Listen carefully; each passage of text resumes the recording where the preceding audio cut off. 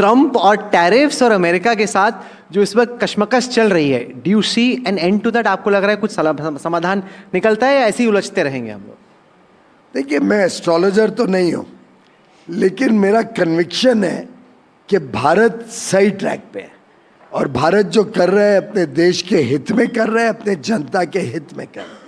मुझे ये विश्वास है कि हमने जो अपने किसान हो, अपने मछुआरे हो, अपने जो छोटे उद्योग जगत से जुड़े हुए इकाइयां हैं, एमएसएमई सेक्टर है, हमारे कारीगर, हमारे कामगार, विश्वकर्मा, हमारे हथकरघा, इन सब की जो इंटरेस्ट है इसको सर्वप्रथम रखना पड़ेगा, सर्वप्रिय रखना पड़ेगा। और उसको संभालते हुए जो भी हम निर्णय लेते हैं वो मैं आपको विश्वास दिला सकता हूं, माननीय प्रधानमंत्री नरेंद्र मोदी जी इन इंटरेस्ट को कभी सैक्रिफाइस नहीं करेंगे, भारत के हित को कभी सैक्रिफाइस नहीं। उसके अलावा तो बहुत मौके हैं, बहुत अच्छे डील करने की संभावना है और मेरा विश्वास है कि यूएस और भारत दो इतनी कॉन्सिक्वेंशियल डेमोक्रेसीज हैं, इतने महत्वपूर्ण देश हैं। हम दोनों की सोच, हम दोनों के लोगों के बीच जो आपसी रिश्ता, संबंध और आत्मीयता है, जो माननीय प्रधानमंत्री और राष्ट्रपति ट्रंप के बीच मित्रता है, जिस प्रकार से हम सब मंत्रियों के बीच में लगातार संपर्क बना रहता है, दोस्ती बनी रहती है, मुझे लगता है कि कभी कभार समय लगता है। And all good things take time, all good things come after a lot of hard work, lot of patience and lot of effort. तो मैं चिंता नहीं करता हूँ, मुझे पूरा विश्वास है कि भारत का भविष्य भी बड़ा उज्जवल है और जो लोग भारत के साथ रिश्ते बढ़ाएंगे, भारत के साथ व्यापार बढ़ाएंगे, उन सब का भविष्य भी बहुत उज्जवल। मैं तो कभी कभी ये सोचता हूँ कि पीयूष गोयल जी आजकल रात में सो पाते हैं कि नहीं ठीक से। वो इस वजह से कि आप यहाँ पे गए, आप वैसे ही देर काफ़ी लेट सोते हैं, तब तक वहाँ वो डोनाल्ड ट्रंप जग जाता है और दे दन उसने कुछ दिया ट्रूथ सोशल पे। आपको नींद आती है आजकल या देखते ही रहते हैं कि भाई ये एक्स पे क्या चल रहा है, ट्विट पे क्या चल रहा है, क्या नहीं? आप गलती कर बैठता है। देखिए, डोनाल्ड ट्रंप जब उठता है तब यहाँ क्या शाम होती है। मैं जब सोता हूँ तो वहाँ तो लगभग वर्किंग आवर्स खत्म हो जाते हैं तब तक।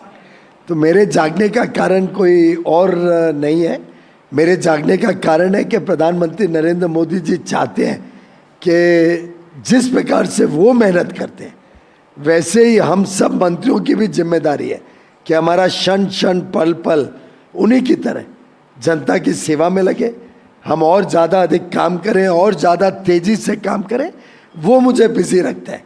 बाकी विश्व की समस्याएं आज हमें इतनी चिंता की बात नहीं है, क्योंकि भारत अपने आप में एक ताकत है। आखिर 140 करोड़ लोग जो डिमांड जनरेट करते हैं वो बहुत बड़ी ताकत है। जो मिस करेंगे उनका नुकसान है, भारत का नहीं इतना नुकसान है। आपने जीएसटी में कर को कम किया इस उम्मीद में कि इससे कंजम्पशन बढ़ेगा, कंजम्पशन बढ़ने से इंडिया इंक और इस विश्वास के साथ कि कंजम्पशन बढ़ेगा, इंडस्ट्री इन्वेस्ट करेगी, नई नौकरियां बनेंगी और एक ग्रोथ साइकिल आएगा। दूसरी तरफ जो विदेशी कंपनियां भारत में इन्वेस्ट करने के बारे में सोच रही थी, अब उनके सामने ये बहुत बड़ा चैलेंज है कि भाई आप यहाँ पे इन्वेस्ट करोगे लेकिन आप एक्सपोर्ट कर पाओगे नहीं, अमेरिका बड़ा मार्केट है, उसको लेके एक अनिश्चितता है। तो ये तो एक अनसर्टनिटी उन्होंने क्रिएट कर ही दी है ना, ये तो एक फैक्ट है, उससे आप कैसे डील कर रहे हैं?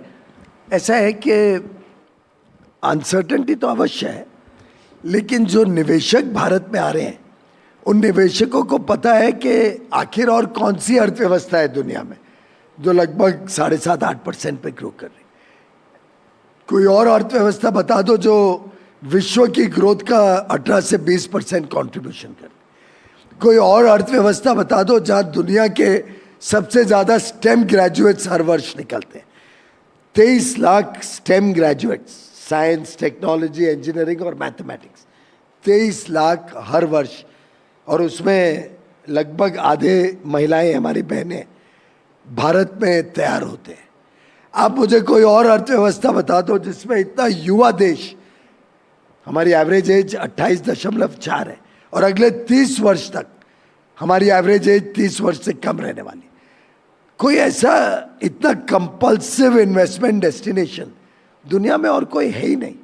तो निवेशक भी भारत में आएंगे, निवेशक भारत की बड़ी मार्केट 140 करोड़ आशा और अपेक्षा और आकांक्षा से भरे हुए युवा देश की मार्केट में अपनी जगह बनाना चाहेंगे। और दुनिया तो बहुत बड़ी है।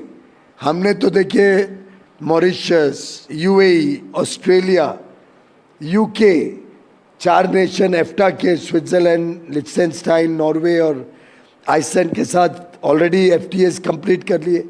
ईयू की टीम मेरे उन्होंने ऑफिस तो में यहाँ पे बैठी है इन्वेस्ट करने की भी बात की। और उसमें बड़े बड़े इन्वेस्टमेंट कमिटमेंट्स भी हैं। ट्रम्प तो उल्टा बोल रहे, कह रहे कि वहां पे आके इन्वेस्ट करो। लोग जाए ना। हम तो देखिए अटल बिहारी वाजपेयी जी ने मुझे बहुत बचपन में ही सिखाया था कि कोई छोटी लकीर के मिटाने के समय मत बिताओ, छोटी लकीर के सामने बड़ी लकीर खींच के आप सफल ज्यादा होंगे। छोटी लकीर को ही देखते रहोगे तो कहाँ आगे बढ़ोगे लाइफ में।